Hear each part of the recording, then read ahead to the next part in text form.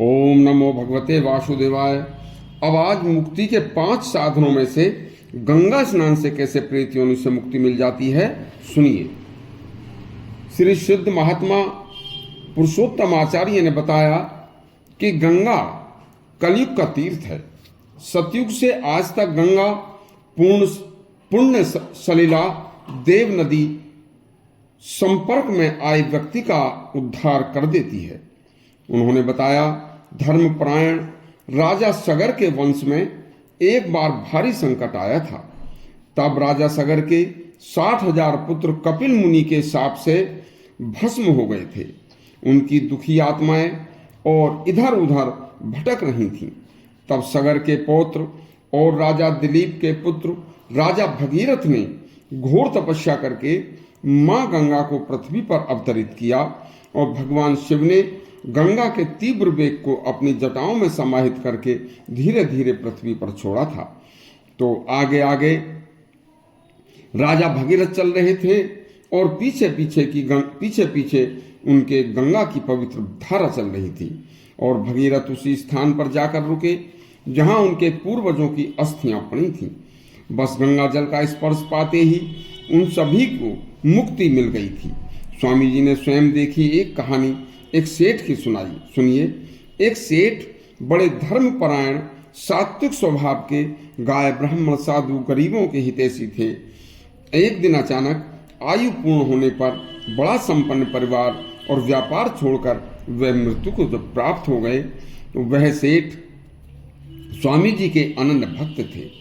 पता लगने पर स्वामी जी को जैसे पता लगा तो वह उनके घर सांत्वना देने गए तो उनका पुत्र स्वामी जी के चरणों में गिरकर रोता हुआ बोला, हे स्वामी जी, जब भी मैं सोता हूँ मेरे पिताजी प्रतिदिन मेरे पास आकर मुझसे स्पष्ट कहते हैं कि मैं प्रेत योनि में हूँ।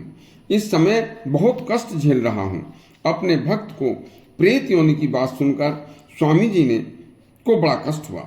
फिर उन्होंने दिव्य ध्यान लगाया तो पता चला कि किसी महात्मा ने एक तीर्थ स्थल पर कुछ धर्मशाला और कुछ गुरुकुल बनाने के लिए कुछ धन इकट्ठा किया था।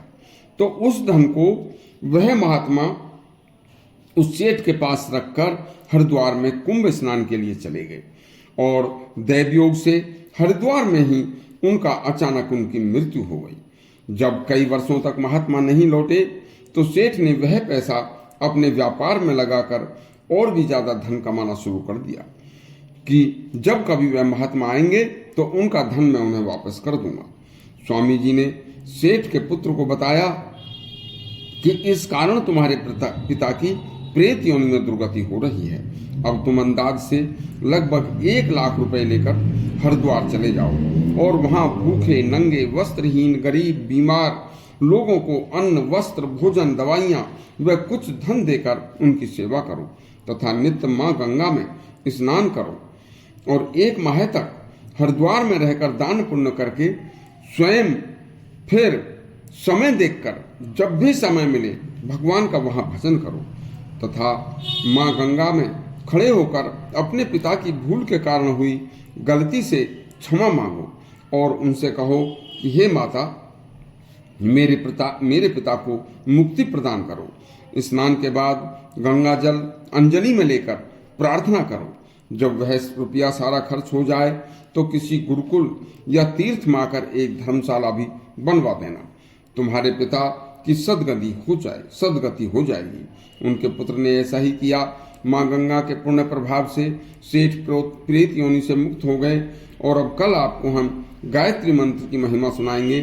तब तक के लिए आज्ञा दीजिए। धन्यवाद।